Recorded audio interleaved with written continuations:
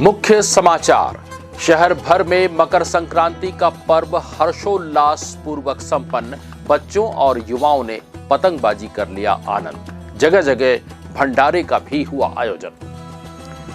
21 जनवरी को दलपत सागर जगमगाएगा दीपों से। सर्व समाज प्रमुखों की ली गई बैठक। बस्तर कलेक्टर ने की चर्चा। बस्तर आर्ट गैलरी में झलक रही बस्तर की कला संस्कृति।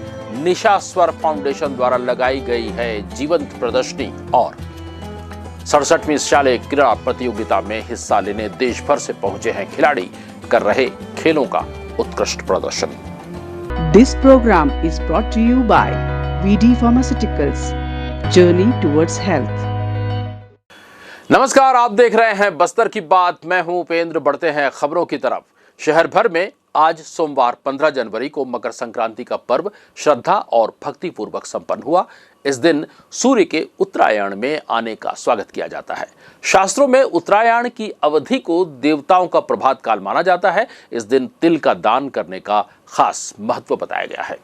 इस पर्व से ही शुभ कार्यों की शुरुआत होती है। मकर संक्रांति पर पतंग उड़ाने की प्रथा सदियों से चली आ रही है। पेश है एक रिपोर्ट।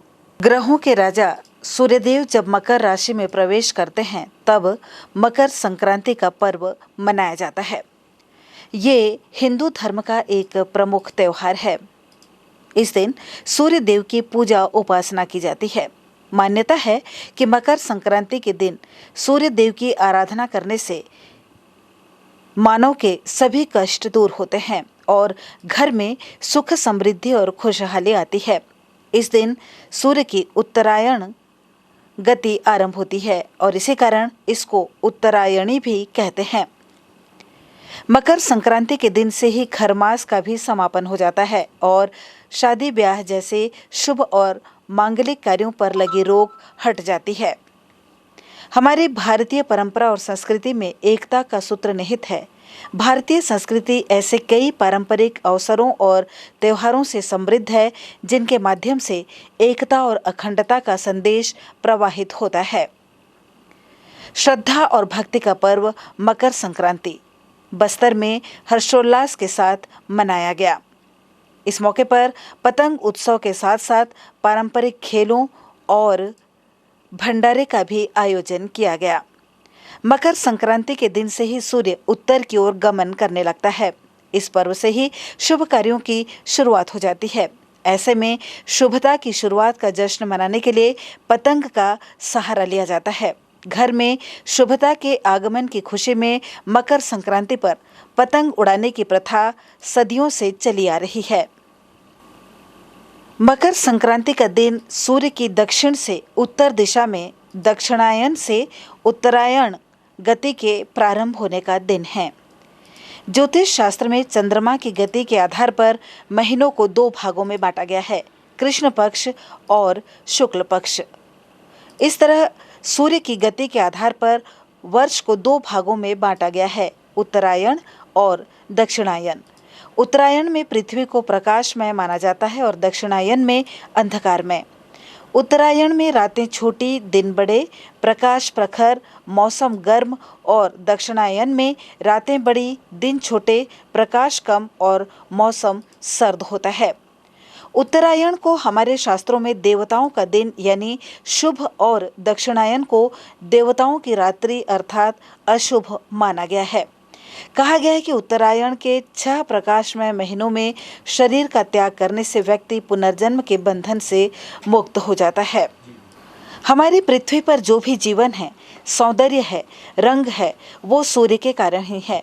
सूर्य की स्थिति में बदलाव के कारण होने वाला हर ऋतु परिवर्तन जीवन की आवश्यकता है। उसमें शुभ अशुभ जैसा कुछ भी नहीं। प्रकृति के हर रंग हर रूप को उत्सव में बदल देना हमारी भारतीय संस्कृति का सौंदर्य और पहचान है। बस्तर की बात, जगदलपुर। रुक करते हैं अगली खबर की तरफ। दलपत सागर में 21 जनवरी को दीपोत्सव किया जाएगा। इस दीपोत्सव के आयोजन हेतु तैयारी और अन्य आवश्यक व्यवस्थाओं के संबंध में कलेक्टर विजय दयाराम के ने शहर के समाज सेवी संस्था, सर्व समाज प्रमुखों और शहर के प्रबुद्ध नागरिकों से चर्चा की। सभी समाजों और शहर के प्रबुद्ध नागरिकों ने आयोजन के संबंध में विचार रखे। इस दीपोत्सव में लगभग 2 लाख से अधिक दीप प्रज्वलित किया जाएगा। इसके लिए दीपों, तेल और बाती की व्यवस्था के लिए कलेक्शन सेंटर्स, पार्किंग व्यवस्था, ड्रेस कोड, दलपत सागर परिसर में कार्यक्रम उपरांत सफाई सहित अन्य विषयों पर चर्चा की गई। पूर्व में आयोजित दीपोत्सव के अनुभव के आधार पर कमी बेशी को दूर कर कार्यक्रम को सफल आयोजन हेतु सभी की सहमति ली गई। दीपों के कलेक्शन हेतु सभी SLRM सेंटर को चिन्हांकित किया गया, जहां पर नागरिक स्वेच्छा से दीप, तेल आदि दे सकते हैं। साथ ही ड्रेस कोड में पीला और ऑरेंज रंग को सभी ने सहमति दी। जी सर। जगदलपुर शहर के दलपत सागर परिसर में 21 तारीख को शाम को 7 बजे दीपोत्सव मनाने का कार्यक्रम जो है आयोजन किया गया। पूरा टैगलाइन इसका हम लोगों ने पूरे समुदाय और जितने भी यहाँ के समाज हैं उनके रायशुमारी के पश्चात एक दिया प्रभु श्री राम के नाम, इस टैगलाइन के साथ 2,21,000 से भी ज़्यादा दिया जलाने का जो है लक्ष्य लेके सभी समाजों के साथ अभी एक बैठक हमने संपन्न किया। जितना उत्साह और जितना उत्सुकता दिख रही है, मुझे बहुत ज़्यादा आश्वासन है, आश्वस्त है कि बड़ी संख्या में लोग उसमें जुटेंगे और प्रभु श्री राम की ननिहाल से इसकी ज्योत यहाँ से। सर 21 और 22 को लेकर के जो द्वंद्व चल रहा था उसका क्या परिणाम है सर? 21 को हम लोग इसी बात पे सोच रहे थे कि 22 तारीख को करना है, 21 तारीख को करना है। कि 22 तारीख को बड़ी संख्या में शोभा यात्रा वगैरह निकलने वाली है, तो ऐसे में बड़ी संख्या में लोगों को जुटाना और पूरे कार्यक्रम संपादन कराने में मुश्किल जो है। 21 तारीख को भी अलग अलग मंदिरों में अलग अलग कार्यक्रम संपादन किए जाएंगे ताकि किसी को भी किसी भी तरीके की समस्या ना होते सभी समाजों को ध्यान में रखते हुए 21 तारीख को ही शाम में इस पूरे कार्यक्रम के संपादन कराने के संपन्न कराने। सर ड्रेस कोड को लेकर कुछ है सर? ड्रेस कोड को लेके समाज की तरफ से ही आए थे कि कौन सा कलर लेना है। फाइनली इसी बात पे एक आम सहमति बनी है कि या तो येलो या तो ऑरेंज, इन दोनों कलर्स में आगे बढ़ने के लिए निर्णय लिया। शहरवासियों को क्या संदेश देना चाहेंगे, किस बात का ख्याल रखें और किस बात को ध्यान में रखते हुए कार्यक्रम में शामिल हों, जो कि सुरक्षा की दृष्टि हो या फिर? आप सभी मीडिया साथियों के माध्यम के द्वारा मैं शहर के प्रत्येक निवासी से निवेदन करना चाहूँगा, आग्रह करना चाहूँगा कि ये सब लोगों का उत्सव है। इस उत्सव को हम लोग बढ़ चढ़ के मनाएं और बड़ी संख्या में अपनी भागीदारी को भी दें। साथ ही साथ में कलेक्शन सेंटर्स भी खोला जा रहा है, दिया के लिए, बाती के लिए या फिर तेल के लिए। तो अपनी तरफ से जो भी सहयोग हो सकता है कृपया करें।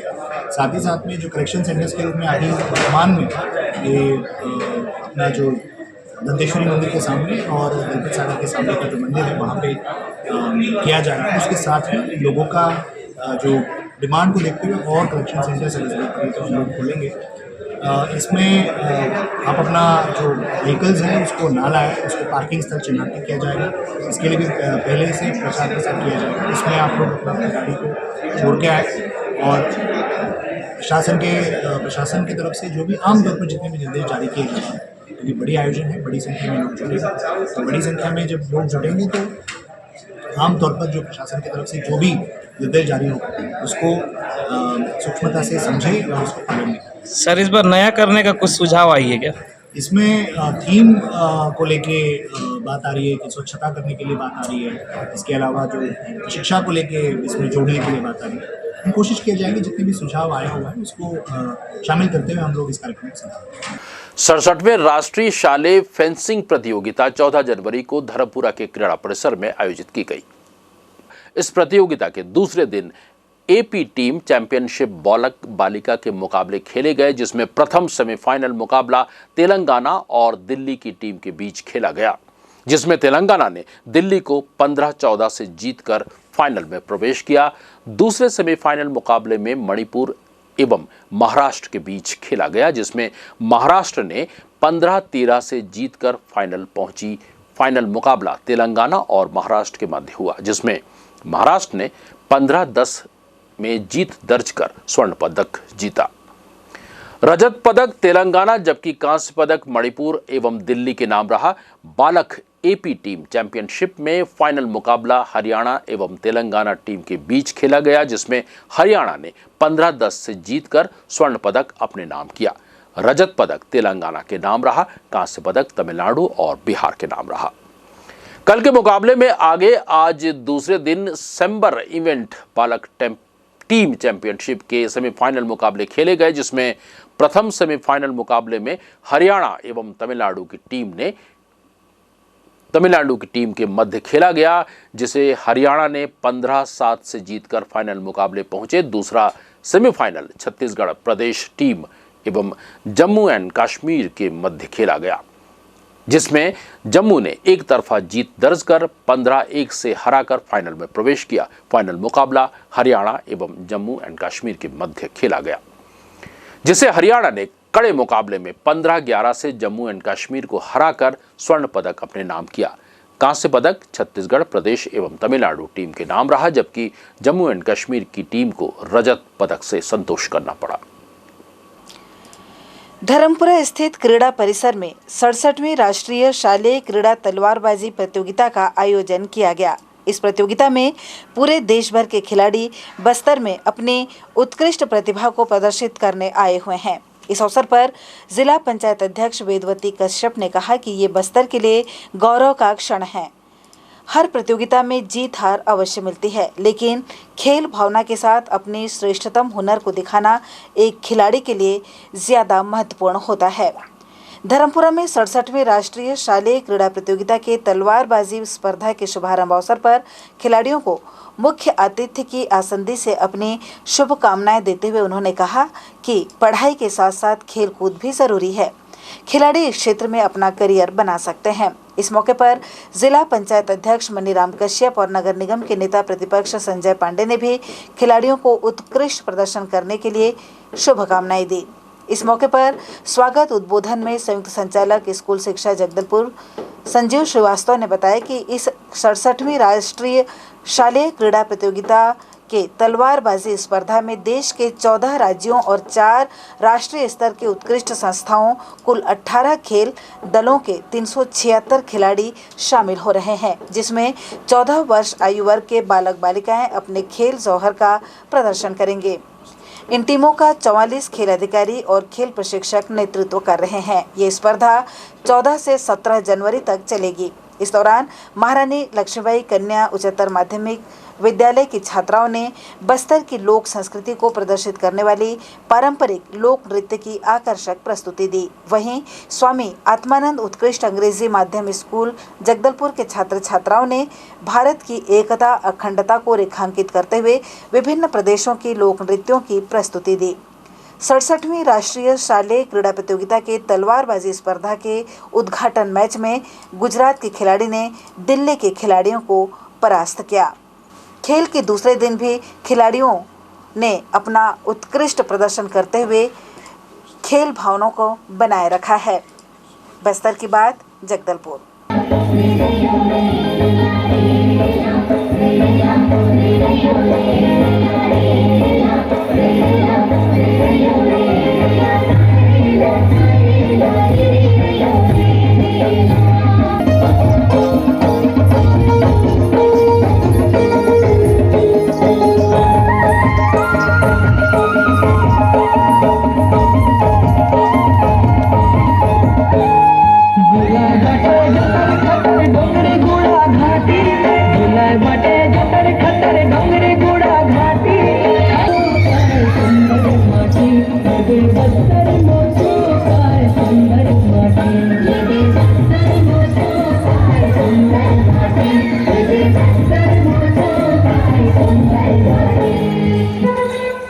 बढ़ते हैं अगली खबर की तरफ। बस्तर की नॉन प्रॉफिटेबल ऑर्गेनाइजेशन निशा स्वर फाउंडेशन एक छत के नीचे छोटे से रूप में संपूर्ण बस्तर को दिखाने और समझाने का प्रयास कर रही है। इस हेतु एक चित्र प्रदर्शनी रविवार से बस्तर आर्ट गैलरी में प्रदर्शित की गई है। पिछले 1.5 वर्ष से बस्तर में काम कर रही है निशा स्वर फाउंडेशन कई क्षेत्रों में काम कर चुकी है, जिसमें गर्भवती महिला से लेकर कुपोषित बच्चे और निशक्त बच्चों की पढ़ाई शामिल है। निशा स्वर फाउंडेशन आर्ट के माध्यम से विभिन्न जनजातियों के रहन सहन सहित उनकी विशेषताओं पर फोकस करने का प्रयास करते हुए दलपत सागर के पास स्थित बस्तर आर्ट गैलरी में जीवंत चित्र प्रदर्शनी की विधिवत शुरुआत की। बस्तर की कला संस्कृति और धरोहर को चित्रण और विजुअली रूपांतरण के माध्यम से छोटे से रूप में ही सही पूरे बस्तर में प्रदर्शित की गई है। संस्था के फाउंडर और को फाउंडर सहित समस्त सदस्यों ने नगरवासियों को इस वृहद चित्रण प्रदर्शनी में आमंत्रित किया है। इसके अलावा निशा स्वर फाउंडेशन विभिन्न क्षेत्रों में काम कर रही है। खासकर कुपोषण के खिलाफ संस्था ने बड़े अभियान की शुरुआत की है। इस संस्था की फाउंडर निशा नागवंशी का कहना है कि उनका टारगेट है कि बस्तर का एक भी बच्चा कुपोषित न हो, हर गर्भवती महिला को सही पोषण आहार मिले, बस्तर के हर डिसेबल बच्चों को पढ़ाई का सुविधा मिल सके। निशा का कहना है कि संस्था विगत 1.5 वर्षों से इस दिशा में काम कर रही है। निशा स्वर फाउंडेशन को फाउंडर झरना मोहंती ने रविवार को हुए आयोजन के संबंध में बताया कि पूरे बस्तर संभाग के कलाकारों का आर्ट पेंटिंग प्रदर्शनी में लगाया गया है। प्रदर्शनी के दौरान चित्राकर पेंटिंग का जीवंत प्रस्तुतिकरण से आर्ट पेंटिंग में पूरे बस्तर की कला संस्कृति को उकेरा गया है। संस्था का उद्देश्य ये भी है कि बस्तर के कलाकारों को सही प्लेटफॉर्म दिया गया है। चित्रण के माध्यम से बस्तर की संपूर्ण कला संस्कृति पूरे विश्व में जानी पहचानी जानी चाहिए। झरना ने कहा कि प्रदर्शनी के माध्यम से निशा स्वर फाउंडेशन का रविवार की शाम विधिवत लॉन्चिंग भी हुई। उन्होंने बस्तर के संपूर्ण कला प्रेमियों सहित आम जनता को बस्तर आर्ट गैलरी में आमंत्रित किया है। यह प्रदर्शनी निःशुल्क है। प्रदर्शनी में तमन्ना जैन, उदिति लूनिया, ततीश उपाध्याय, निशा बोथरा सहयोग दे रहे हैं। ये प्रदर्शनी सप्ताह भर तक चलेगी। प्रदर्शनी देखने पहुंचे लोगों ने क्या कुछ बताया, आइए सुनते हैं। जी बताइए आज का कार्यक्रम के बारे में। नमस्कार आप सभी को। आज निशा स्वर फाउंडेशन के द्वारा एक बहुत ही अच्छा एग्जीबिशन, आर्ट एग्जीबिशन किया गया था। इसका नाम है कलर्स ऑफ बस्तर और उसके साथ साथ हमारी एनपीओ निशा स्वर फाउंडेशन का आगमन भी हुआ है। हमने, आप जैसे देख सकते हैं, लोगों का उत्साह, हम भी उस चीज़ से प्रेरित हुए हैं और गैलरी के अंदर बहुत से प्रतिष्ठित कलाकार ने अपनी कलाकृतियाँ लगाई हैं और यहाँ पे माहौल जिस तरह से हम देख रहे हैं, हमें लग रहा है कि ये तो बस एक छोटी सी पहल थी हमारी, लेकिन हम सबके साथ संभाग के सारे मिलजुल कर हमारा जो मिशन है और विजन है हमारे एनपीओ का, उस चीज़ को सक्सेसफुल बनाने का पूरा योगदान दे रहे हैं। और बस ज़्यादा नहीं कहूँगी इस बारे में, आप माहौल देख ही रहे हैं जिस तरह से माहौल है यहाँ आज का। लोग बहुत उत्साहित हैं हर चीज़ को लेके, बस्तर से रिलेटेड हर चीज़ को लेके, परंपरा को लेके, कलाकृतियों को लेके, लोगों को लेके, हम सब बस्तर वासियों को लेके। अपना परिचय दीजिए और बताइए, बस्तर में पहली बार इस तरह से एग्जीबिशन लगा है, क्या कहना है आपका, क्या मानना है, बताइए। नमस्कार, मैं झरना मोहंती, को फाउंडर निशा स्वर फाउंडेशन की। आज हमें बहुत खुशी हो रही है, इतनी बड़े मात्रा में हम लोगों को देख पा रहे हैं जो हमें यहाँ सपोर्ट करने के लिए पहुँचे हैं।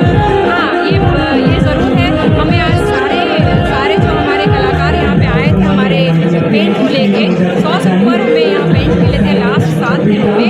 वे सभी आज सुबह हमारी लोगों से बातचीत हुई थी, उन्होंने खुद हमें कहा कि निशा स्वर फाउंडेशन ने हमें एक इतना अच्छा प्लेटफॉर्म दिया है, निःशुल्क प्लेटफॉर्म दिया है, जहाँ पे कि वे अपने पेंटिंग्स को प्रदर्शित कर पा रहे हैं। उनके लिए ये बहुत बड़ी बात है। उन्होंने आज हमसे ये डिस्कशन में कहा और हमारी निशा स्वर फाउंडेशन के लिए हमारी आगे भी कोशिश रहेगी कि साल में एक बार हम ऐसा एक आर्ट कार्यक्रम हमारे निशा स्वर फाउंडेशन के साथ करेंगे। कितने दिन चलेगा ये कार्यक्रम?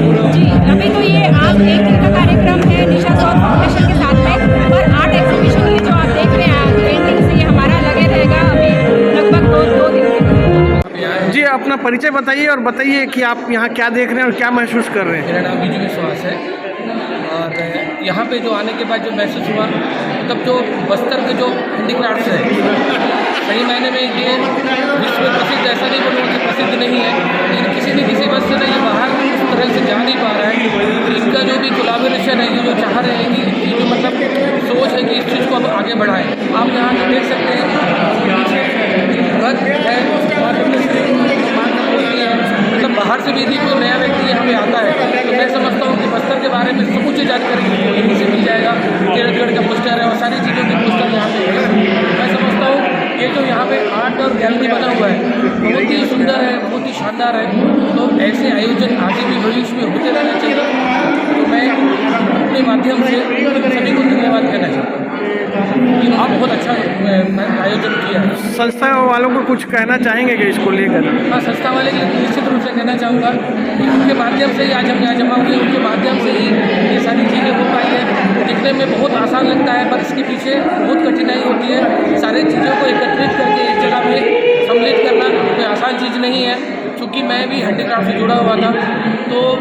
चाहे वो कोंडागांव से हो, चाहे इधर हो, जहाँ से मिला सब चीज़ को इकट्ठा करना बहुत ही कठिन होता है। फिर यहाँ पे सब तरह की जो आर्ट लगी हुई है, चाहे पेंटिंग हो, चाहे बेलमेंटल का हो, चाहे रॉ टैलेंट का हो, तो ये बहुत कठिन चीज़ था। तो मैं उनको शुक्रिया अदा करूँगा कि उनके माध्यम से यहाँ पे कुछ बड़ा कार्यक्रम हुआ है। उनसे मैं निवेदन करूँगा कि आने वाले समय में और अच्छे कार्यक्रम करें इस पर। अपना परिचय दीजिए। मेरा नाम सतेंद्र पाल सिंह है, मैं पंजाब से हूँ।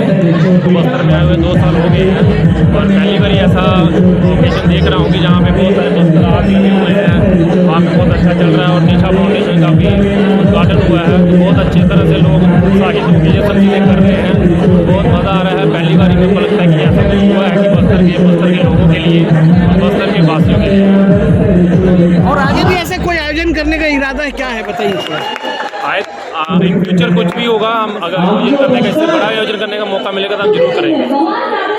परिचय बताइए अपना। जी, मैं निकिता रावत जगदलपुर से हूँ। मेरी भी पेंटिंग्स यहाँ लगी हुई है। मुझे बहुत ही अच्छा लग रहा है ये जो हुआ है, कि बस्तर को प्रेजेंट किया जा रहा है और बहुत सारे आर्टिस्टों का परिचय हो रहा है। तो बहुत अच्छा, और हम चाहते हैं ये चीज़ें और आगे बढ़ें। तो हम चाहेंगे ऐसे एग्जीबिशंस लगे। मैं यहाँ पर बहुत पिछले 10 साल से पेंटिंग सीख रही हूँ और बना रही हूँ। सरपंच सर के अंदर उनकी निगरानी में और ये बस्तर के कल्चर को रिप्रेजेंट करने के लिए पुराने टाइम का कैसा था, वो कैसे रहते थे, कैसे रहते थे, शिक्षा कैसे रहते थे। और यहाँ बहुत अच्छा लगा कि पूरे आर्टिस्ट को एक प्लेटफॉर्म मिला जहाँ वो लोग सब एक दूसरे से मिल पा रहे हैं और एक्सप्लोर कर पा रहे हैं पेंटिंग्स को देख पा रहे हैं।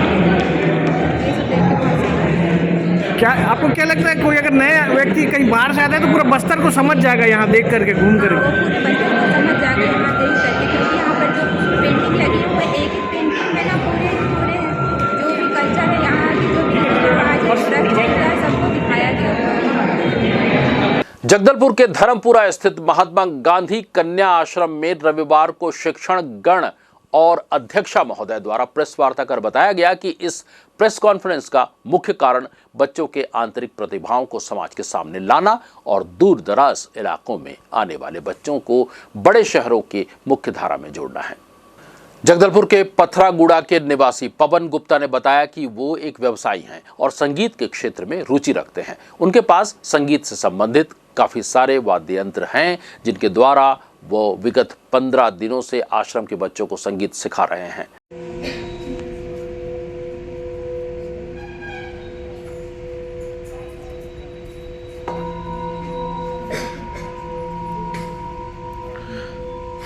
वहीं ध्वनि विशेषज्ञ विकास राजपूत ने बताया व दिखाया कि किस तरह से ध्वनि हमारे दिमाग को शांत करने में मदद करती है।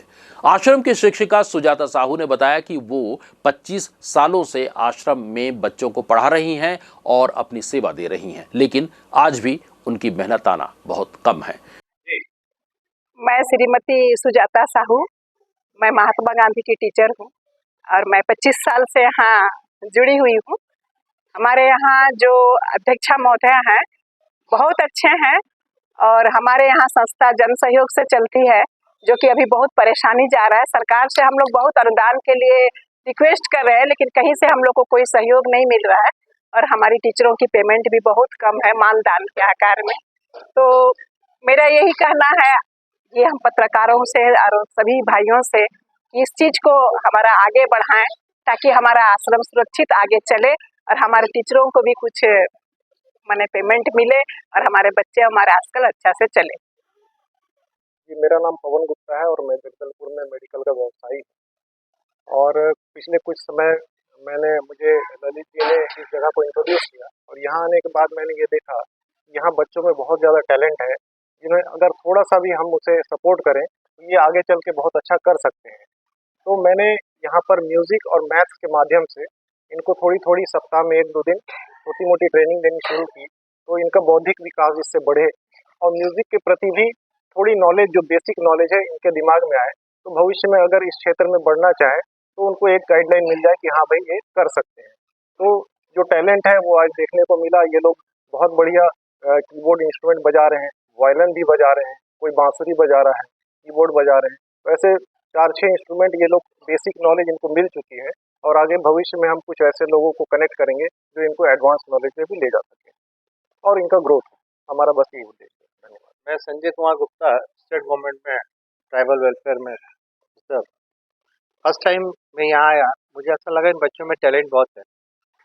हम सबका ये प्रयास होना चाहिए कि हम इनको किस रूप में आगे बढ़ा सकें, मॉनेटरीली या कुछ स्कीम्स हैं जिसमें शासन इनको अनुदान भी देता है, उसकी ओर भी हमको माननीय जनप्रतिनिधियों से मिलकर प्रयास करना होगा।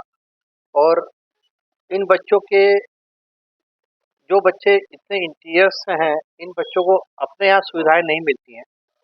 बहन जी जो काम कर रही हैं ये सराहनीय है, ये प्रणाम योग्य है। तो हमारा सबका ये प्रयास होना चाहिए कि हम इन बच्चों को कैसे इनके गंतव्य तक पहुंचा पाएं। इन बच्चों में टैलेंट है, बस इनको थोड़ा अपॉर्चुनिटी की जरूरत है। हम सब जिस भी जगह हैं, अब अपने अपने प्रयास से इनको हम कितना आगे बढ़ा सके, यही हमारा प्रयास। जी, मैं ललित अग्रवाल, यहीं जगदलपुर से। मेरा खुद का व्यापार है, व्यवसाय है। लेकिन जब मैं देखा कि ऐसे आश्रम में जहाँ पे दूर दराज से बच्चे आ रहे हैं, उनको सिर्फ अगर हम सिर्फ खाने पीने और रहने की सुविधा देंगे तो इनका आगे का भविष्य का क्या होगा, ठीक है। तो यहाँ पे जितने लोग जुड़े भी हुए हैं, क्वालिटी टाइम नहीं मिल रहा है बच्चों को। तो मीडिया पर्सन्स को बुला के मेरा एक रिक्वेस्ट था कि हम ये जिम्मेदारी अपने ऊपर भी लें। ये सिर्फ शासन का, मुख्यमंत्री का, प्रधानमंत्री का नहीं है। हम जिसके पास जो भी कौशल है, जो भी नॉलेज है, साथ में आर्थिक सहायता भी वो दें, ताकि हम एक संतुलित समाज का निर्माण कर सकें।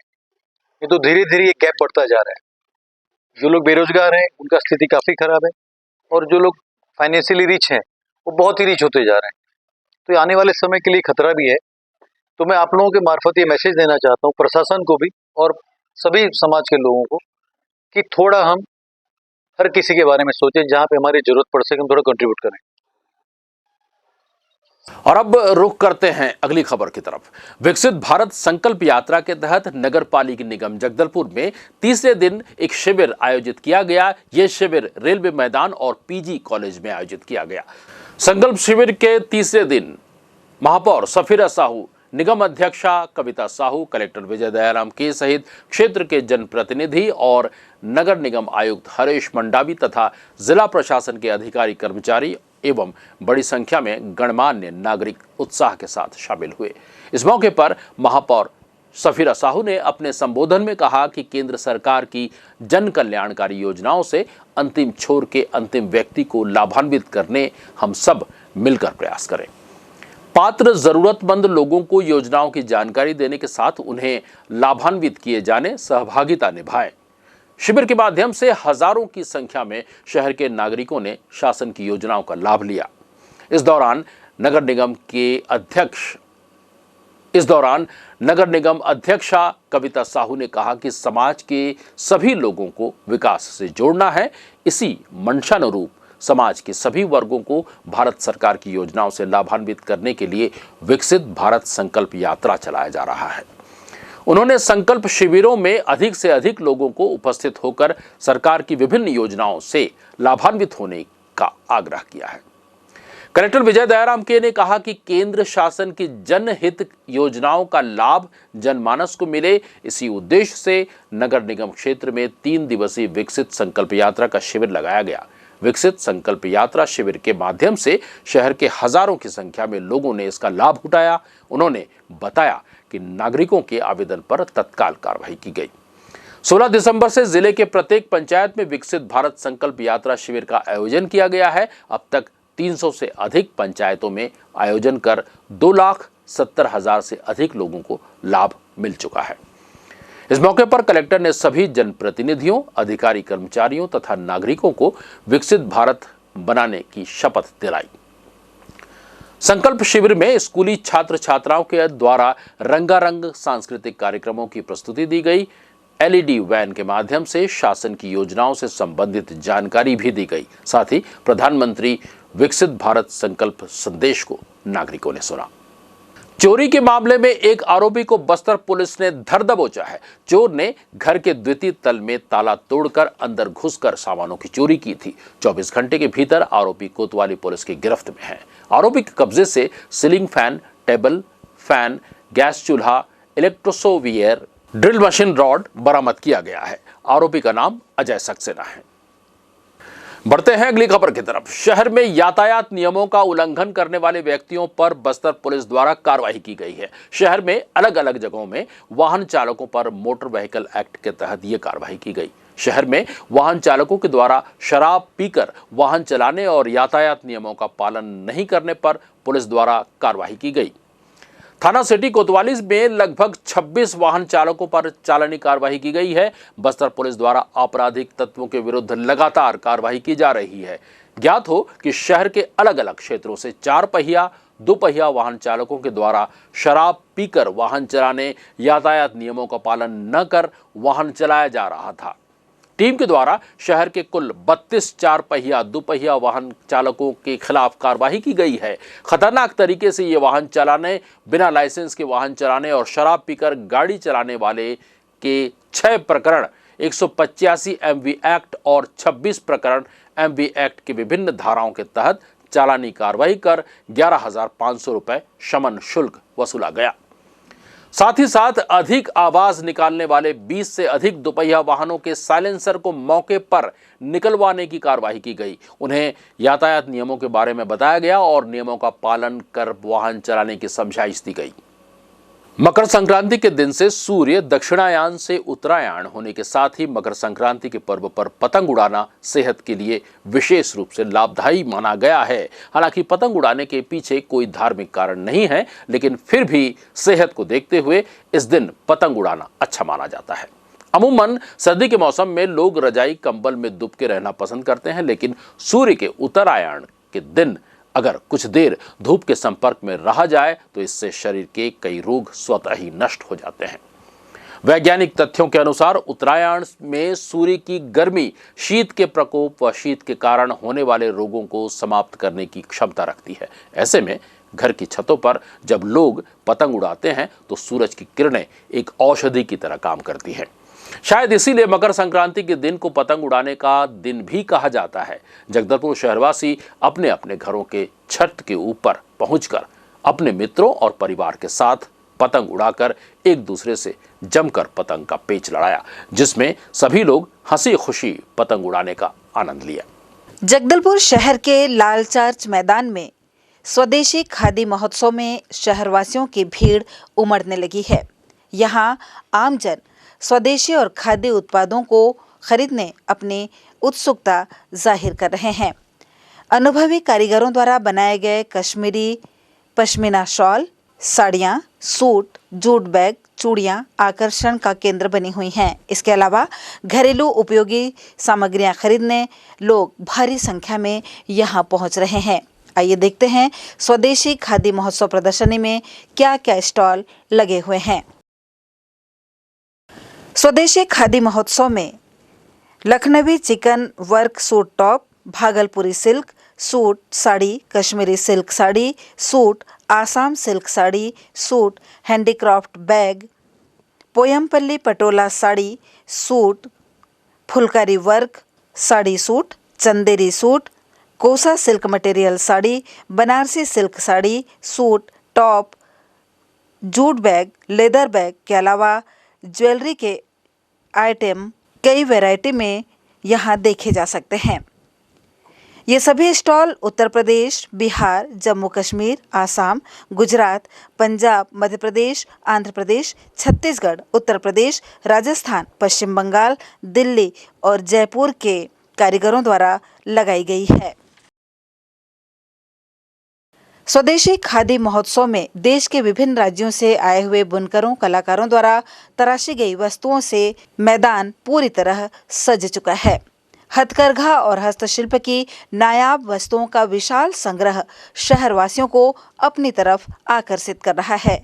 यह आयोजन प्रसिद्ध बुनकरों द्वारा स्वदेशी खादी महोत्सव के रूप में किया जा रहा है, जिसमें देश भर के अलग अलग प्रांतों, अलग अलग किस्म के मटेरियल के साथ साथ विभिन्न प्रकार के सिल्क, सूती, ऊनी मटेरियल और ड्रेस मटेरियल ग्राहकों के लिए विशेष आकर्षण का केंद्र बना हुआ है। नाम सोनू गुप्ता है, किंग सिटी जयपुर से आए हैं। कहाँ आए हुए हो? जगदलपुर में आए हुए हैं सर। क्या लगा है यहाँ? प्रदर्शनी लगा है खादी महोत्सव के नाम से। क्या सामान लेके आए हैं मेरे आप? पास है गैस सोइस के लिए, हिंग गोली है, नारदाना जीरा गोली है, मीठा पान है, माउथ फ्रेशनर के लिए 1 साल 2 साल खराब नहीं होता है। हाँ। अलसी है, flaxseed, cholesterol, BP, heart, diabetes के लिए, आंवला कैंडी है, हेयर स्कीम, विटामिन सी के लिए आएगा। माउथ फ्रेशनर है, 1 साल 2 साल तक खराब नहीं होता है। टेस्टी और डाइजेस्टिव चूरन है। यहाँ पे आपको कस्टमर आते हैं, कैसा वो मिल रहा है प्रतिसाद? थोड़ा बहुत आते हैं, शाम को ही आते हैं, सुबह तो थोड़ा खाली रहता है। और भी अब उम्मीद है पान के बारे में भीड़ अच्छा होता है, शाम को पब्लिक थोड़ा ज़्यादा। आपके पास विशेष क्या चीज़ है यहाँ पे? विशेष है गैस उसके लिए चूरन है सर मेरे पास, हिंग, अनारदाना, जीरा गोली, अजवाइन, पाचक, पुदीना हजमोला, हिंग का हजमोला है। नेचुरल चीज़ है, हाथ का बना हुआ है, कोई किसी में केमिकल नहीं मिलेगा आपको सर। और अंत में चलते चलते एक नजर आज की हेडलाइंस पर।